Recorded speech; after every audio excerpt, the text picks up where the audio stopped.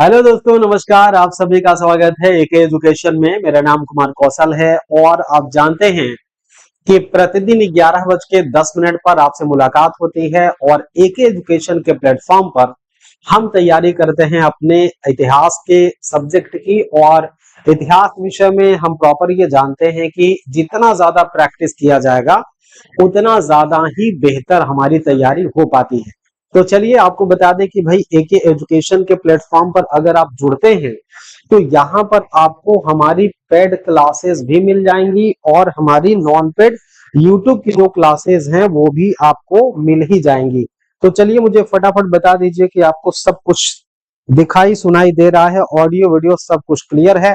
और अगर सब कुछ क्लियर है तो आप बताइए, हम अपनी क्लास को आगे बढ़ाना शुरू कर देते। चलिए फटाफट आंसर कर लीजिएगा भाई, क्या लग रहा है, क्या कुछ आपको सब कुछ ठीक है।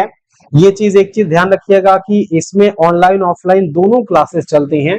अगर आप ऑफलाइन बैच ज्वाइन करना चाहते हैं, अगर आप हिस्ट्री का ऑफलाइन बैच ज्वाइन करना चाहते हैं तो ऑफलाइन बैच आप आकर के ज्वाइन कर सकते हैं। प्रयागराज में चलती है क्लास और प्रयागराज में है डीजे हॉस्टल के सामने, यूनिवर्सिटी रोड पर है डीजे हॉस्टल। आपको आना पड़ेगा और इसी के सामने एक चर्च लेन है, तो इसी चर्च लेन पर एके एजुकेशन का बोर्ड आपको दिख जाएगा और आप यहाँ पर आकर के अपनी तैयारी को परख सकते हैं, तैयारी को बेहतर बना सकते हैं। तो चलिए आपको आज की यात्रा पर ले चलते हैं और देखते हैं कि जितने भी प्रश्न हमारे पास हैं उन प्रश्नों में किस तरीके से और कैसे कैसे चीजें, कैसे कैसे क्वेश्चन आएंगे। सवाल के लहजे जो हैं वो थोड़े से नरम रहेंगे। आज के जो सवाल हैं वो थोड़े से नरम रहेंगे जितने भी आप क्वेश्चन करते हैं। चलिए तो देखते हैं क्या कुछ है।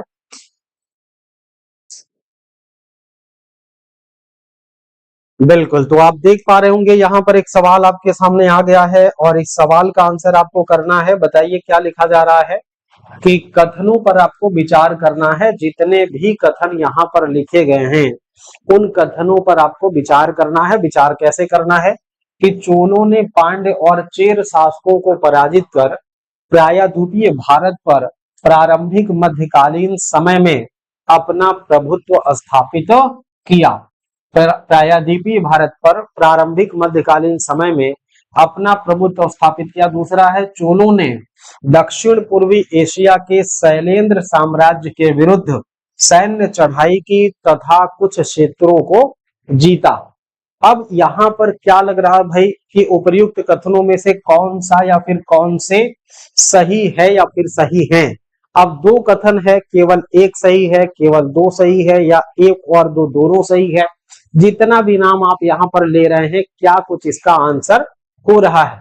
तो चोलों ने पांड्य और चेर शासकों को पराजित करके प्रायद्वीपीय भारत पर आरंभिक मध्यकालीन समय में अपना प्रभुत्व स्थापित किया था। इनमें से एक चीज आप ध्यान रखिएगा कि पहली बात तो ठीक है कि द्रविड़ देश में चोल अधिपत्य की स्थापना जो है वो बेसिकली अगर आप देख रहे हैं तो दक्षिण भारत में परांतक प्रथम के समय दिखाई दे रही है। किसके समय दिखाई देगी? तो परांतक प्रथम के समय दिखाई दे रही है ना भैया। किसके समय? तो परांतक प्रथम के समय दिखाई दे रही, जिसने मदुरा के पांड्य राजा को हरा करके मदुरै कोंड की उपाधि धारण किया था। इसमें क्या किया था? पांड्य राजा को पराजित किया और उसके बाद इसने मदुरै कोंड की उपाधि धारण किया था। कैसी उपाधि धारण किया था? तो इसने मदुरै कोंड की उपाधि धारण किया था। यहां से हमें एक चीज आपको देखने को मिलता है कि ठीक इस तरह की उपाधियां ये धारण कर रहे हैं। राजराज प्रथम ने चेरों की सेना को कंडलूर में पराजित किया था, तो राजराज ने भी इस दिशा में काम किया था। एक नाम आप देखेंगे, राजराज प्रथम ने भी किसको पराजित किया था? तो राजराज प्रथम ने चेर राज्य को पराजित किया था। ठीक, राजराज प्रथम ने किसको पराजित किया है? तो राजराज प्रथम ने चेर राजाओं को पराजित किया है। चंद्रजीत जी नमस्कार।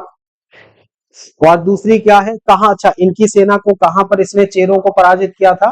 तो कंडलूर में पराजित किया था। ठीक, अब दूसरा क्या है, चोलों ने दक्षिण पूर्वी एशिया में शैलेंद्र साम्राज्य के विरुद्ध चढ़ाई किया और कुछ क्षेत्रों को जीता। तो पहला भी सही है और दूसरा भी सही है। यहाँ पर सी ऑप्शन बनेगा, जहां पर ए और दो दोनों सही हैं। एक और दो दोनों सही हैं, तो यहाँ पर क्या ऑप्शन बनेगा हमारा, तीसरा ऑप्शन बनेगा, अर्थात दोनों के दोनों कथन जो है वो पूरी तरीके से सत्य और सही है। दूसरी बात क्या लिखी जा रही है कि चोल काल में निर्मित नटराज की कांस्य प्रतिमाओं में देवाकृति प्रायः अष्टभुज है, पंचभुज चतुर्भुज है, षडभुज है और द्विभुज है। चोल काल में निर्मित नटराज की कांस्य प्रतिमाओं में देवाकृति कैसी है। अब देवाकृति कैसी यहाँ पर मानी जा रही है। अब नटराज के संदर्भ में जैसे चोल काल में हम जानते हैं कि जो चोल काल की कला है ये अपने विशेष प्रकार की तक्षण कला के लिए जानी जाती है। ये तक्षण कला का उत्कृष्ट उदाहरण आपको यहाँ पर दिखाई देता है। कैसा उत्कृष्ट उदाहरण दिखाई देता है। तक्षण का मतलब होता है कि छेनी हथौड़ी से तराश करके चीजों का निर्माण किया जा रहा है।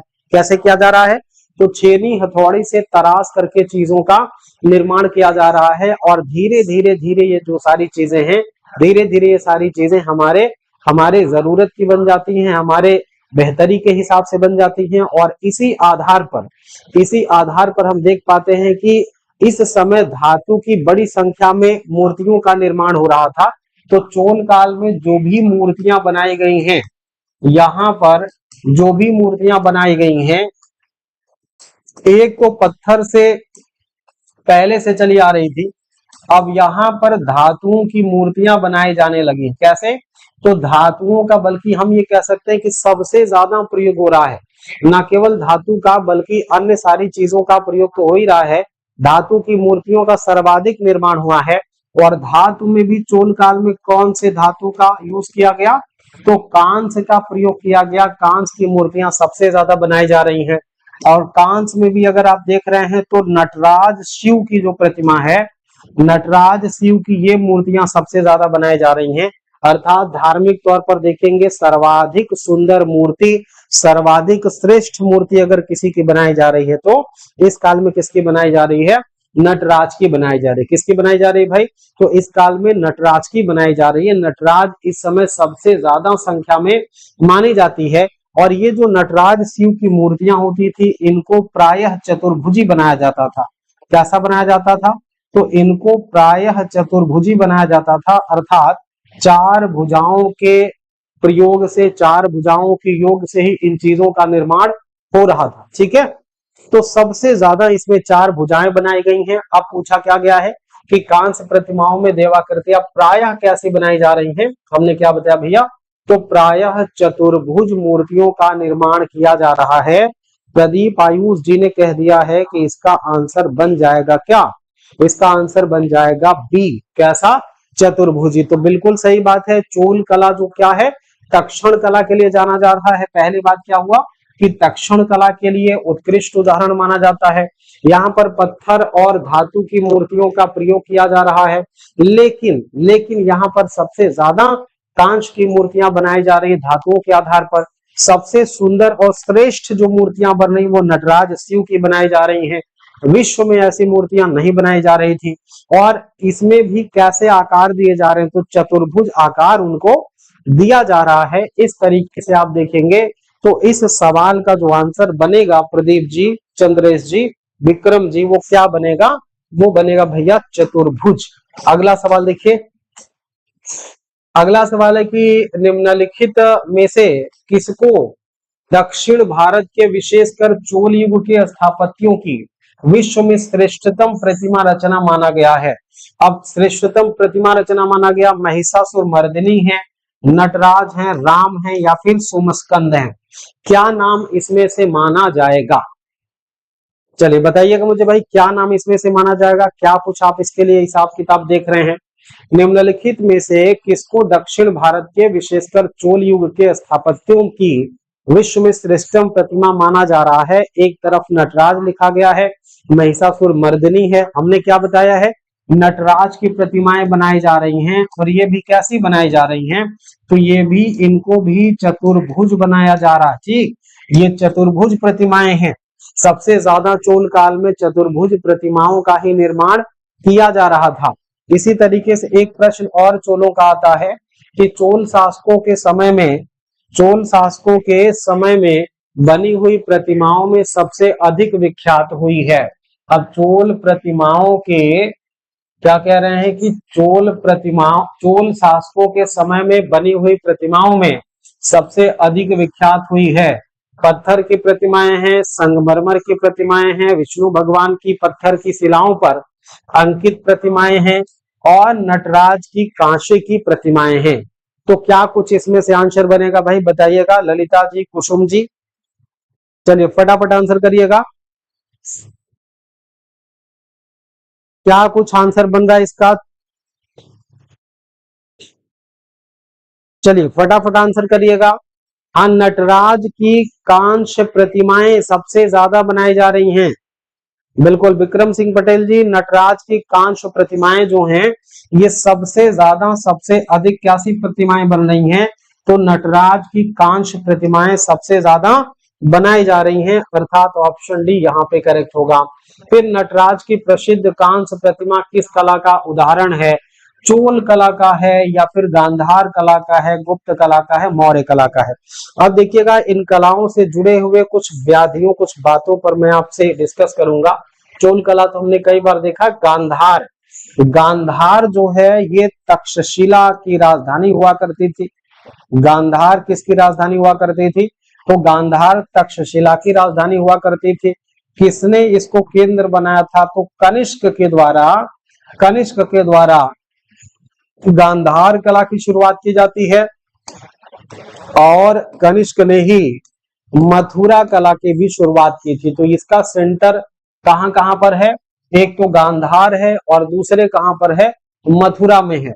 और इसमें हो क्या रहा है? इन कलाओं में बुद्ध की प्रतिमाएं बनाई जा रही हैं। इस कलाओं में क्या बनाई जा रही हैं? यहाँ पर बुद्ध की प्रतिमा बनाई जा रही है। ठीक भाई, क्या बनाई जा रही है? तो यहाँ पर बुद्ध की प्रतिमा बनाई जा रही है और बुद्ध की प्रतिमाओं के आधार पर हम देख रहे हैं कि बुद्ध को एक मानवीय रूप दे दिया गया। इसके पहले बुद्ध का मानवीय रूप नहीं दिखाई दे रहा था, लेकिन अब यहाँ बुद्ध को एक मानवीय रूप के अकॉर्डिंग सक्सेस उनको दिया जा रहा, उनको मानवीय रूप के अकॉर्डिंग देखा जा रहा है। इसी तरीके से गुप्तकालीन कला जब आप देखेंगे तो गुप्त काल में आप देखेंगे कि कई बार गुफाओं का निर्माण हुआ है।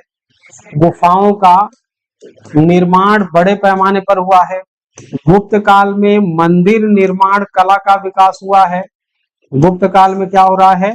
यहाँ पर मंदिर निर्माण कला का विकास हो रहा है। ठीक है, मंदिर निर्माण कला की जानकारी आपको मिल जा रही है। मंदिर निर्माण कला यहाँ पर पहली बार दिखाई दे रहा है। यहाँ पर आपको सामाजिक और सांस्कृतिक विशेषताएं दिखाई देंगी। सामाजिक और कैसी विशेषताएं दिखाई देंगी? तो सामाजिक और सांस्कृतिक विशेषताएं यहाँ पर दिखाई देंगी। जबकि मौर्य काल अगर आप देख रहे हैं तो मौर्यों के समय हमने आपको क्या बताया है?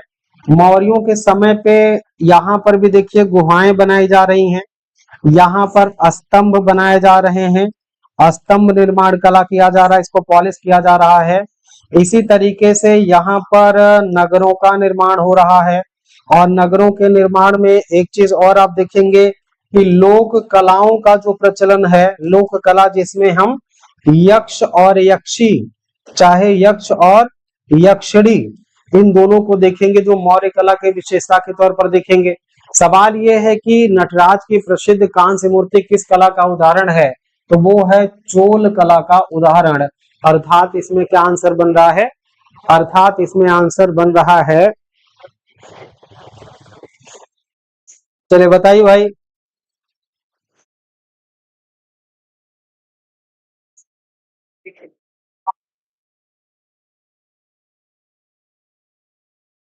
चलिए अगला सवाल हम देखते हैं अब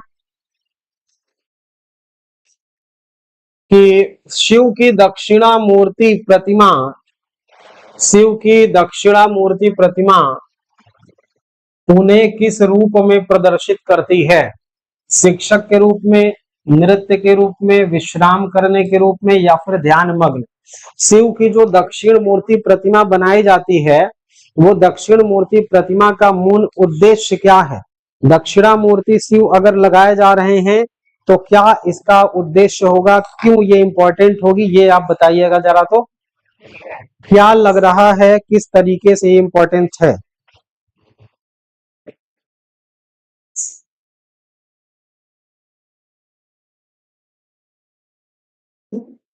हम्म, फटाफट आंसर करिए भैया,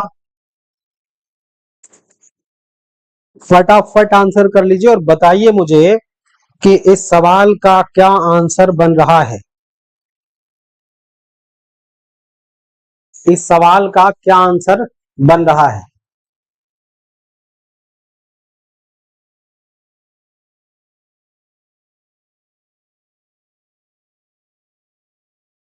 चलिए, बहुत सही, बहुत सही, बहुत खूब। एक बात ध्यान रखिएगा, एक बात ध्यान रखिएगा, क्या ध्यान रखना है कि दक्षिणामूर्ति जो शिव की प्रतिमा दिखाई गई है वो क्या है? शिक्षक के रूप में है। और शिव का जो आद्य रूप आपको दिखाई देता है, शिव का जो आद्य रूप हमें दिखाई देता है वो कैसे दिखाई देता है? तो शिव का जो आद्य रूप है या शिव का जो आदि रूप है वो हमें इंडस वैली सिविलाइजेशन में दिखाई देता है।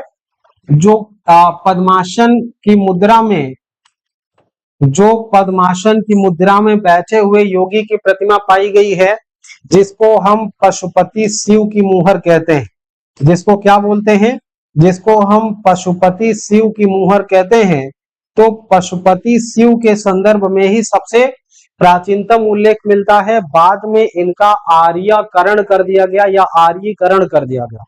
क्या किया गया? इनका आर्यीकरण कर दिया गया। तो शिव को दक्षिण मुख में जो प्रतिमा स्थापित की जा रही है वो इनको शिक्षक के रूप में दर्शाती है, शिक्षक के रूप में दिखाती है। उसके बाद क्या लिखा गया है कि व्यापारी चीन में किसके कार्यकाल में भेजे गए थे? 72 व्यापारी चीन में किसके कार्यकाल में भेजे गए थे? कौन सा एक ऐसा व्यक्ति है, कौन सा एक ऐसा सौदागर है जिसके समय चीन में व्यापारी भेजे गए थे? और व्यापारियों की संख्या कितनी बताई जा रही है? अब एक तो कुलोतुंग द्वितीय प्रथम है, राजेंद्र प्रथम है और राजराज प्रथम है, और फिर कौन है? राजाधिराज प्रथम है। इनमें से क्या लग रहा है भाई, क्या आंसर बनेगा? चोल शासक के जमाने में भेजा गया है 7 का ए, कुछ लोग बता रहे हैं। हाँ, बिल्कुल सही जवाब होगा कि 72 व्यापारियों का जो ग्रुप है वो भेजा गया है कुलोतुंग प्रथम के समय। और ये चीन में किसके कार्यकाल में भेजा गया है? तो 1077 में। बिल्कुल, कुलोतुंग प्रथम के समय 1077 ईस्वी में यह काम हुआ है। किस सन में हुआ है? तो 1077 ईस्वी में यह काम हुआ है। अर्थात इसमें क्या होगा भाई? कुलोतुंग प्रथम एग्जैक्टली सही होगा। क्या सही होगा? कुलोतुंग प्रथम इसका सही आंसर बनेगा। फिर सवाल आगे देखिएगा। हाँ, चाइना में एक दूत मंडल भेजा था इसने, चाइना में एक दूत मंडल भेजा था इसने। और निम्नलिखित में से दक्षिण भारत का कौन सा राजवंश अपनी नौसैनिक शक्ति के लिए प्रसिद्ध था? चोल, चेर, पल्लव और राष्ट्रकूट। चोल, चेर, पल्लव और राष्ट्रकूट। तो निम्न में से दक्षिण भारत का कौन सा राजवंश अपनी नौसैनिक शक्ति के लिए प्रसिद्ध हुआ था?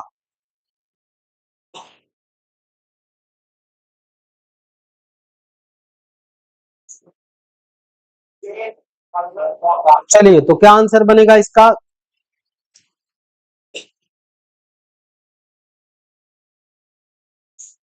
कुसुम भारती जी, बिल्कुल। नहीं, यहाँ आंसर नहीं देंगे लोग, बाकी चाहे जितना बातचीत अपने मन मर्जी से करेंगे, काम पर आंसर नहीं देंगे। तो चोल वंश इसका एग्जैक्टली सही आंसर बनेगा। जिस सूफी संत की मान्यता थी कि भक्ति संगीत ईश्वर के निकट पहुंचने का एक साधन है, वो कौन है? मोइनुद्दीन चिश्ती हैं, बाबा फरीद हैं, सैयद मोहम्मद गेशुदराज हैं, शाह आलम बुखारी हैं। कौन सा नाम यहाँ पर होगा भाई, ये आप मुझे बताइएगा। पूजा शर्मा, चंद्रेश जी, क्या लग रहा है? जिस सूफी संत ने ये माना, जिस सूफी संत ने ये माना, क्या माना? ठीक है, बताइए, फटाफट आंसर करिएगा।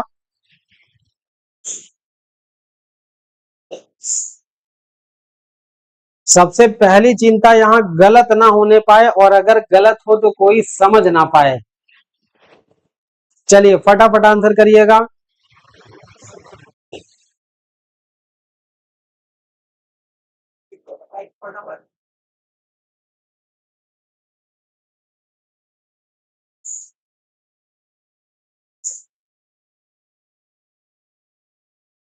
चलिए वेरी गुड। कुसुम भारती जी बता रही हैं 9 का सी है, सैयद मोहम्मद गेशुदराज। तो गेशुदराज तो वो व्यक्ति हैं जिन्होंने दक्षिण भारत में सूफी सिलसिले का प्रसार किया था। दक्षिण भारत में सूफी सिलसिले का प्रसार किया था वो गेशुदराज हैं। बाबा फरीद जो हैं ये अलग विषय है, मोइनुद्दीन चिश्ती हैं। वो कहते थे कि भक्ति संगीत ईश्वर के निकट पहुंचने का क्या है, एक माध्यम है। क्या बोल रहे थे, चिश्ती कह रहे हैं वे अद्वैतवाद के परंपरागत व नियमों में विश्वास करते थे। ये क्या करते थे, ये अद्वैतवादी परंपरा में इनका विश्वास था। अद्वैतवादी परंपरा में इनका विश्वास था, किसका, मोइनुद्दीन चिश्ती का। अद्वैतवादी परंपरा में ये समा, जैसे जिस संगीत की हम बात कर रहे हैं उसके लिए इन्होंने समा शब्द दिया है। अब समा या फिर इसको कहते क्या है, संगीत।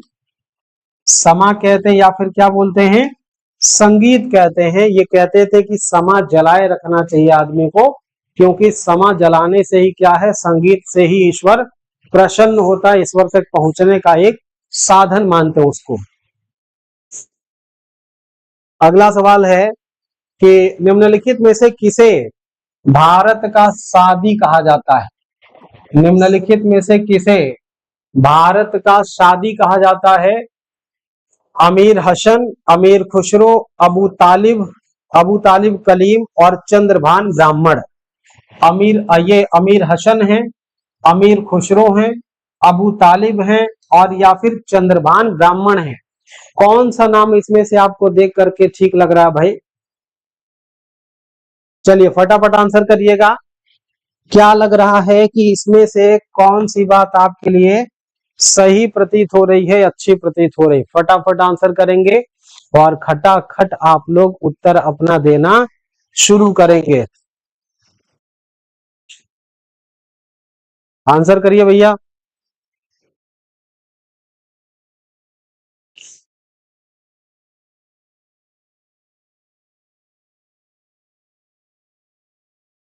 Very good. अबू तालिब हाकिम या फिर इनमें से कौन होगा।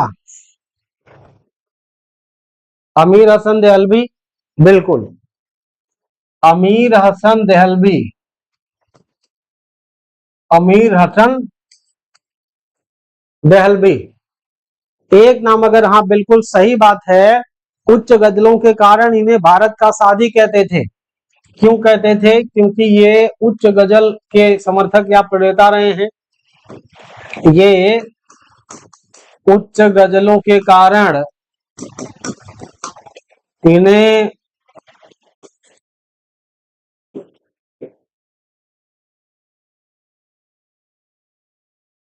भारत का सादी कहते हैं।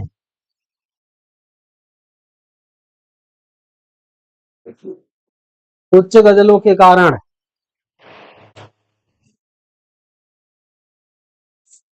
आप लोग कंफ्यूज भी होते हैं तो बहुत दूर दूर के ऑप्शन है। निम्नलिखित में से किस सुल्तान ने निजामुद्दीन औलिया से भेंट करने से इनकार कर दिया था। जलालुद्दीन खिलजी ने, अलाउद्दीन खिलजी या गयासुद्दीन तुगलक या फिर मोहम्मद बिन तुगलक।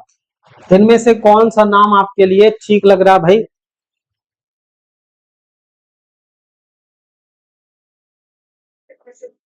चलिए फटाफट आंसर देखिए।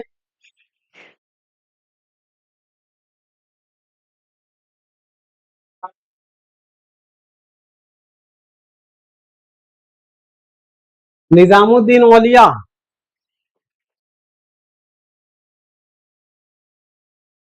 7 सुल्तानों का शासन देखा था ना, जीएसटी कैसे होगा भाई।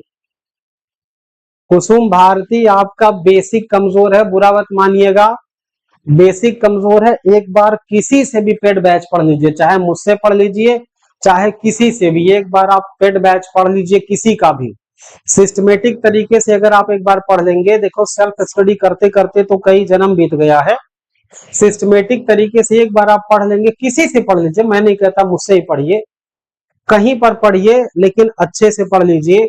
7 सुल्तानों का समय देख रहा है, ठीक। निजामुद्दीन औलिया ने भेंट करने से इनकार कर दिया था तो अलाउद्दीन खिलजी से, किससे कर दिया था। हाँ, अब आप लोग सही पहुंचे हैं, अलाउद्दीन खिलजी से। वो जब उसने कहा था कि मुझसे आपको मिलना है, तो संत ने क्या कहा था कि मेरे कुटिया में 2 दरवाजे हैं, अगर एक दरवाजे से आएगा सुल्तान तो मैं दूसरे दरवाजे से बाहर निकल जाऊंगा। यही तो बोले थे ना कि अगर एक दरवाजे से सुल्तान एंट्री करता है तो दूसरे दरवाजे से मैं बाहर चला जाऊंगा, यही बात।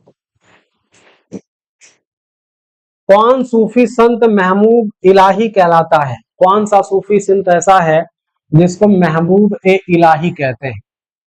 महबूब ए इलाही ख्वाजा मोइनुद्दीन चिश्ती, बाबा फरीद और कुतुबुद्दीन बख्तियार काकी, शेख निजामुद्दीन औलिया, कौन ऐसा व्यक्ति है।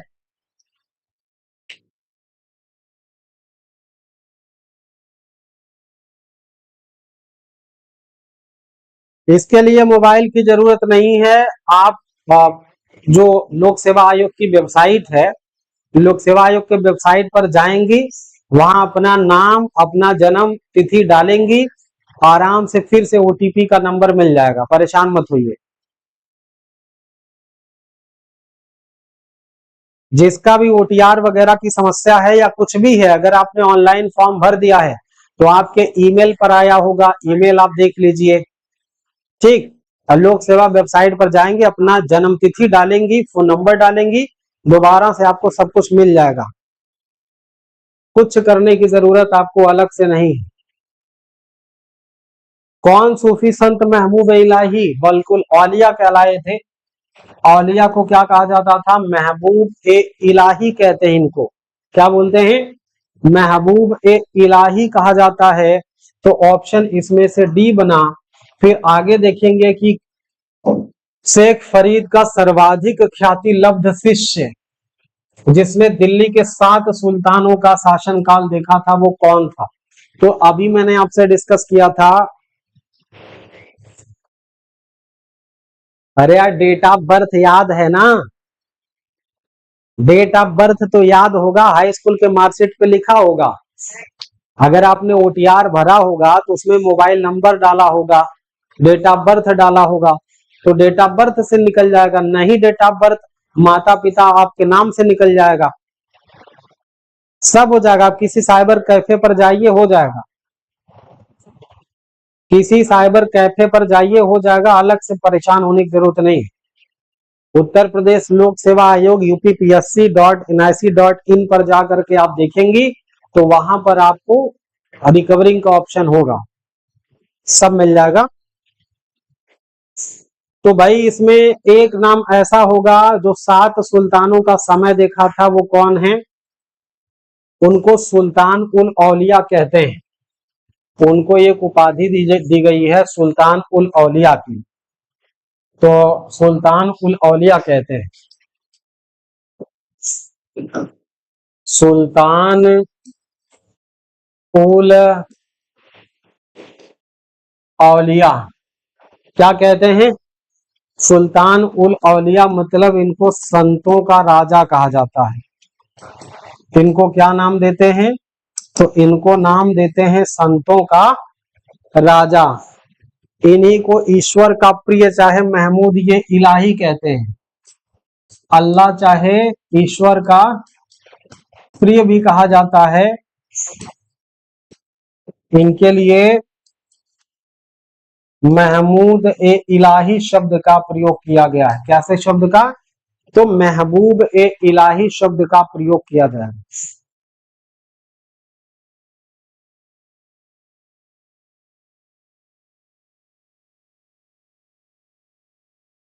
ठीक। तो निजामुद्दीन औलिया ने 7 सुल्तानों का शासनकाल देखा।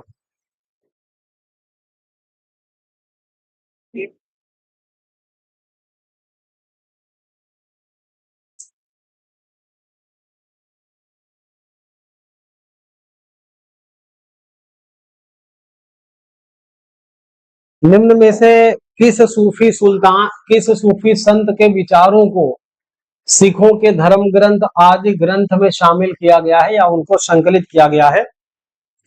शेख निजामुद्दीन चिश्ती, कुतुबुद्दीन बख्तियार काकी, फरीदुद्दीन गंज ये सकर, शेख निजामुद्दीन औलिया। क्या आंसर बनेगा इसका? क्या आंसर बनेगा? चलिए भाई आंसर करिएगा।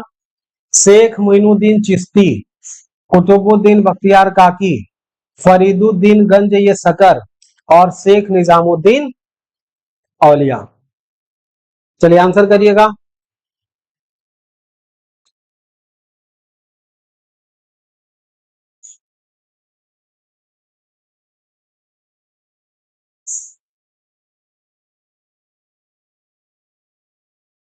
फरीदुद्दीन गंज ये सकर कहते हैं ना इनको, फरीदुद्दीन गंज ये सकर।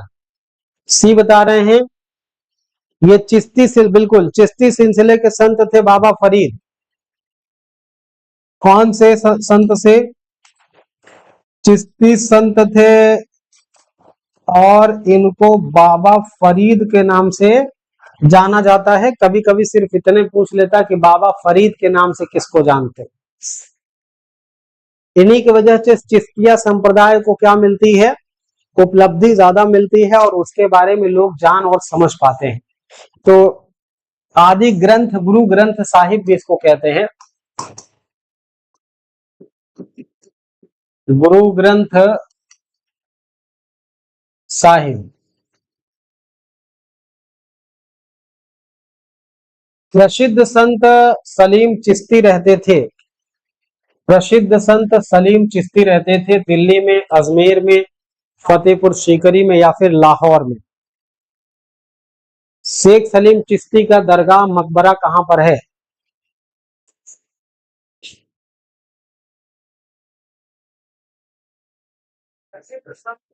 चलिए क्या पूछा जा रहा है कि दिल्ली में, अजमेर में, फतेहपुर सीकरी में, तो ये आदमी कहाँ रह रहे हैं? शेख सलीम चिश्ती।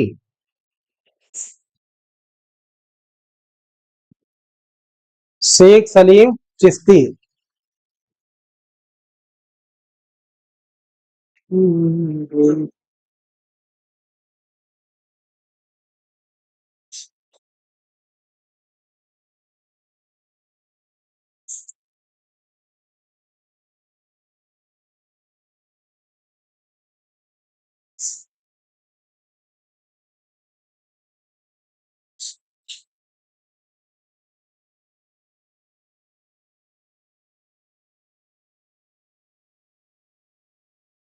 चलिए बिल्कुल फतेहपुर सीकरी, इसका भी आंसर क्या होगा? फतेहपुर सीकरी में अकबर इनके बड़े प्रिय रहे हैं।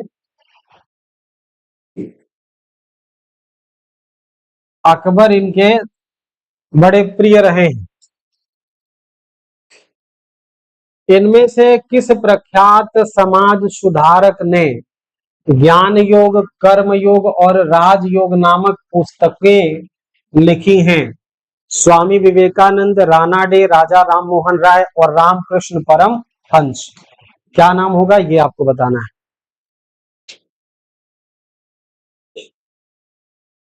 समाज सुधारक ने ज्ञान योग, कर्म योग और राजयोग नाम की किताबें लिखी हैं। वही व्यक्ति हैं जिन्होंने विश्व धर्म सम्मेलन में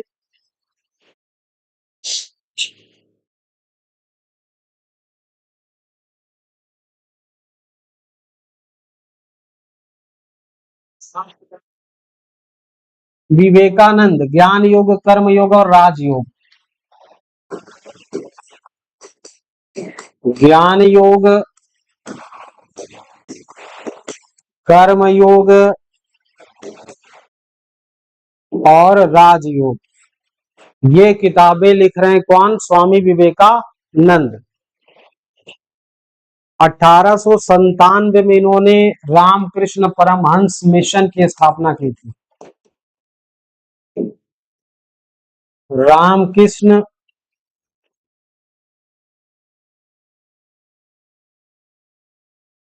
परमहंस मिशन,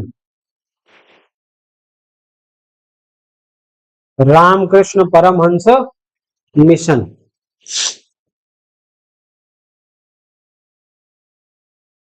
चलिए आंसर करिएगा। अगला, रामकृष्ण मिशन की स्थापना किसने की थी? अभी ऊपर हमने व्याख्या में बताया है कि रामकृष्ण मिशन की स्थापना विवेकानंद के द्वारा किया गया था। किसके द्वारा किया गया था? स्वामी विवेकानंद के द्वारा किया गया था, जो अपने गुरु जी के प्रति इनके प्रेम और समर्पण का क्या था? एक उत्तरदायित्व था। गुरु के प्रति प्रेम और जो समर्पण है उसके प्रति ये सक्रियता से जुड़े हुए थे, सक्रियता के साथ काम कर रहे थे।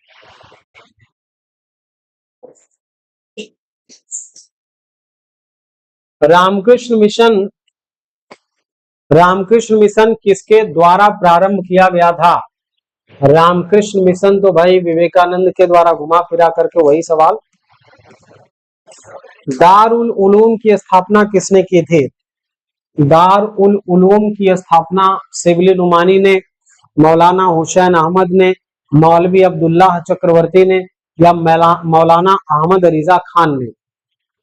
किसके द्वारा किया गया था?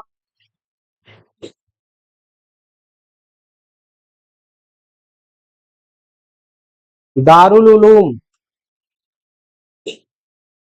किस साल स्थापना हुई? देवबंद में 1866 में बताया गया था ना। इसकी स्थापना कहां पर हुई है? तो स्थापना देवबंद में हुई है। किस साल हुई? 1866 में। इसके बारे में ध्यान रखिएगा कि मौलाना हुसैन अहमद के द्वारा इसकी स्थापना की जा रही है। किसके द्वारा? मौलवी अब्दुल्ला चक्रवर्ती है, ननौतवी नहीं है, मौलाना हुसैन अहमद।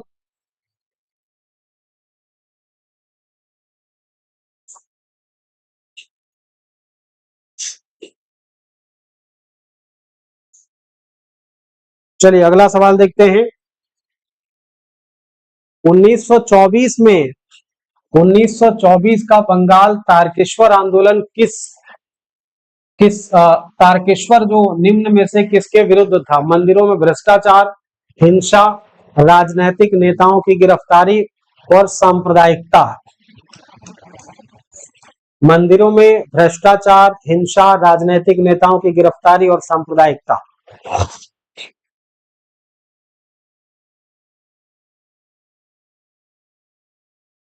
किससे जुड़ा था भाई तारकेश्वर?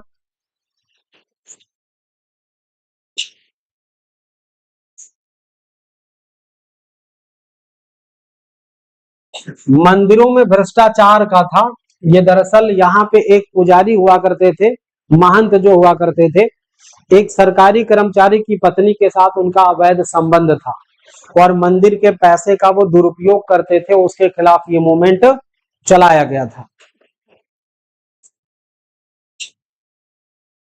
हाली पद्धति क्या है? हाली पद्धति बधुआ मजदूरी से है, किसानों के शोषण से है, छुआछूत से है या फिर अशिक्षा से है? पूर्णिमा कुमारी जी, कुसुम भारती जी, पूजा शर्मा जी, ललिता जी, हाली पद्धति का संबंध किससे है?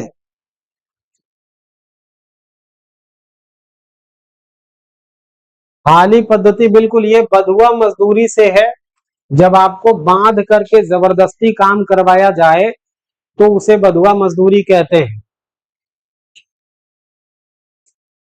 लाहौर षड्यंत्र मामले की परिणति किसकी फांसी में हुई?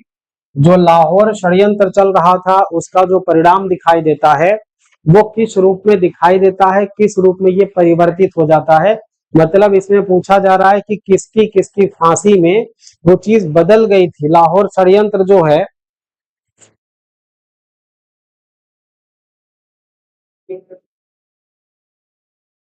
किसको किसको, राम प्रसाद बिस्मिल, भगत सिंह, राजगुरु, सुखदेव, रोशन सिंह, किसको किसको फांसी दी गई थी।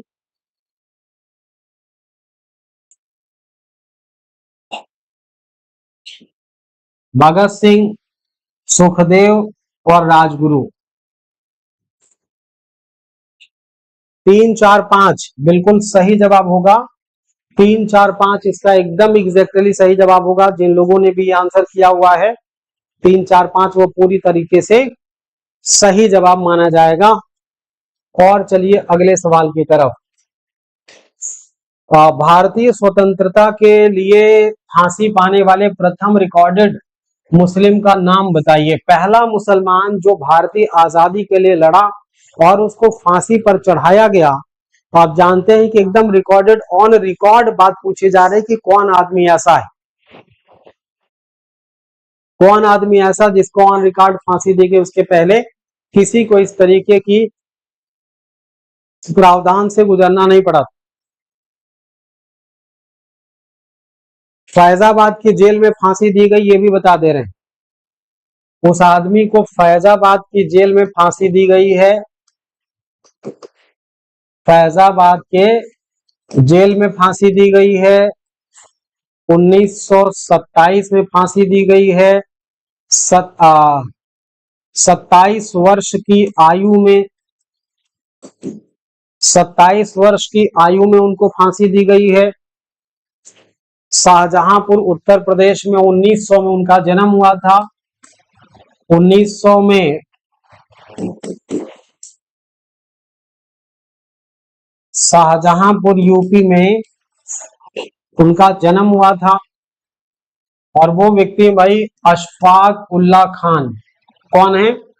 अशफाक उल्ला खान है। बिल्कुल अजीज दोस्त, वेरी गुड। चलिए अगला सवाल है। नीचे कुछ मुकदमों की सूची दी गई है। लाहौर मुकदमा है, काकोरी मुकदमा है, मेरठ मुकदमा है और कानपुर मुकदमा है। इनको आपको क्रोनोलॉजिकल सेट करना है कि कौन सी तकलीफ किस साल घटित हुई है, माने कौन सा कांड है किस साल वो चला है, किस साल बना है। तो सबसे पहले लाहौर मुकदमा षड्यंत्र, फिर काकोरी मुकदमा है, मेरठ है और कानपुर है। क्या बताएंगे भाई? लाहौर का जो पहला षड्यंत्र था या पहला मुकदमा वो तो 1915 में चला था, आपको पता होगा। लाहौर का जो पहला मुकदमा 1915 है, इसमें दो मुकदमे आपको देखने को मिलेंगे। एक मुकदमा है 1915 का और एक भगत सिंह वाला मामला है वो है 1931 का। ठीक, एक मुकदमा कब है? 1931 में है भगत सिंह वाला। कानपुर षड्यंत्र जो है 1924 में हो रहा है। कानपुर षड्यंत्र ये 1924 में हो रहा है और काकोरी कांड 1925 में हो रहा है। ये कब हो रहा है? 1925 में। अब मेरठ षड्यंत्र चाहे मेरठ मुकदमा देखिएगा, मेरठ षड्यंत्र या फिर मेरठ मुकदमा कब का है? ये 1929 में आया है। किस साल आया भाई? तो ये 1929 में आया है। अब इस हिसाब से अगर आप इसका बिल्कुल क्या क्या लग रहा है कि सबसे पहले अब 31 अगर हम मानेंगे तो ये जो पहला मुकदमा है ये दूसरा मुकदमा है। तो लाहौर षड्यंत्र लिखा है ना, मुकदमा पहला नंबर दूसरा। तो अगर हम पहले नंबर पर लाहौर मुकदमा माने तो एक पहले पर आ रहा है, एक पहले पर आ रहा मतलब बी तो नहीं हो सकता। उसके बाद 1915 उसको मान ले रहे हैं। फिर देखिएगा 4 आना चाहिए, एक के बाद 4, तो एक के बाद 4 इसमें है, इसमें नहीं है और 4 इसमें है। उसके बाद फिर 1925 आ रहा माने 2 आ रहा है, तो 4 के बाद 2 नहीं है 4 के बाद 2 है, उसके बाद 3 है, अर्थात ऑप्शन सी यहाँ पे एग्जैक्टली सही हो जाएगा। डी कैसे लग रहा है? पूरी बात को सुनिए तब सही उत्तर लगेगा। पूरी बात को देखिए तब सही उत्तर आपको दिखेगा। निम्नलिखित में से सही सुमेलित नहीं है। कौन सा कांड ऐसा है जो सही सुमेलित नहीं है? हावड़ा षड्यंत्र प्रकरण 1910, विक्टोरिया 1914, लाहौर 1916 और 30 और काकोरी 1924। लगभग लगभग इससे जुड़ी हुई सारी बातें अभी हमने पिछले वाले में देखा था। तो अब बताइएगा, काकोरी षड्यंत्र 9 अगस्त 1925 को हुआ था ना। ये जो काकोरी षड्यंत्र है ये 9 अगस्त 1925 में हुआ है। कब हुआ? 9 अगस्त 1925 में। लाहौर वाला 1916 भी मिलता है और 1915 भी मिलता है, 1930 और 31 भी मिलता है, तो वो तो ठीक है। लाहौर ठीक है, विक्टोरिया, हावड़ा, तो इसमें यही चौथा ठीक नहीं था, उसको भी हमने ठीक कर दिया है। जो भी ठीक नहीं होगा उसको ठीक कर दिया जाएगा, तो ध्यान रखिएगा। अब अगले सवाल की तरफ बढ़ते हैं हम।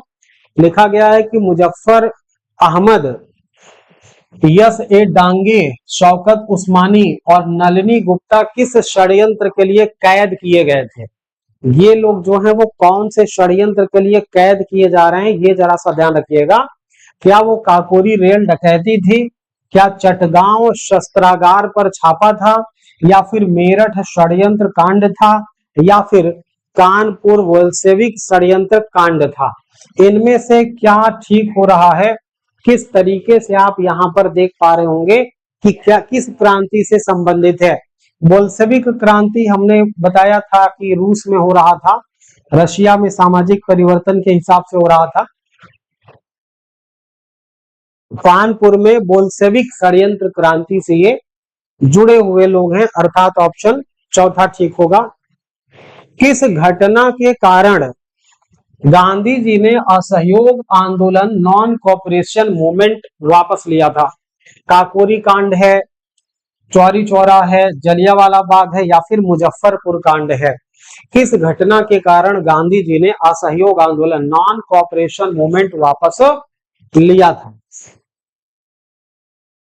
कौन सी घटना हो गई थी? मैंने कहा था गांधी जी ने क्या बोला था कि भाई हम इसको पूरी तरीके से अहिंसक रखेंगे। क्या करेंगे?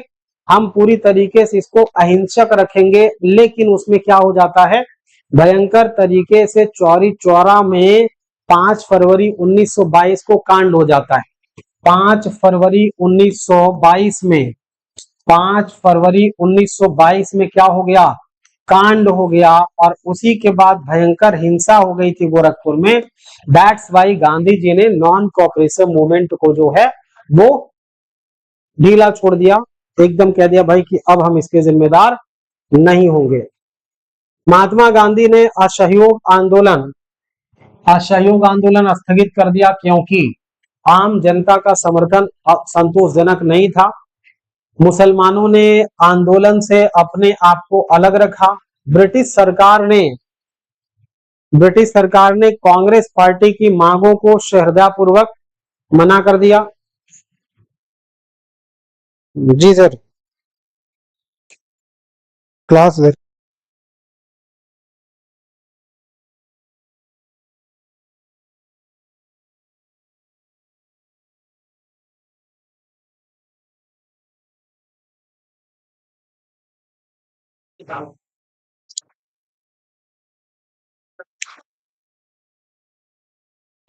चलिए, तो यहां पर हमारा क्या आंसर बनेगा?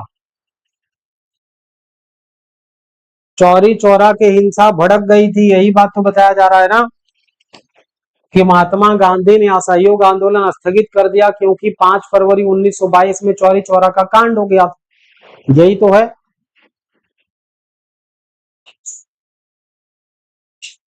चलिए, अगला सवाल है कि महात्मा गांधी ने 1922 में असहयोग आंदोलन वापस ले लिया। महात्मा गांधी ने 1922 में असहयोग आंदोलन वापस ले लिया, क्यों? चौरी चौरा की हिंसा हो गई थी। देखो भाई सवाल घुमा फिरा करके वही आ रहा है, तो अब इसमें कुछ व्याख्या कहने वाली बात नहीं है, इसको हम इतना ही कह के छोड़ दे रहे, चूंकि ऑलरेडी 3 प्रश्न पर व्याख्या हो चुकी है।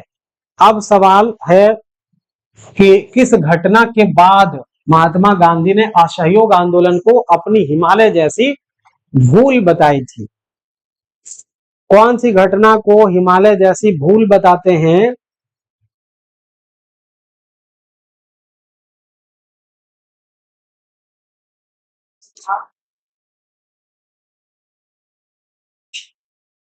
अब कौन सी घटना के बाद हिमालय जैसी भूल साबित करते हैं? चौरी चौरा को, खेड़ा सत्याग्रह को, नागपुर सत्याग्रह को, या फिर राजकोट?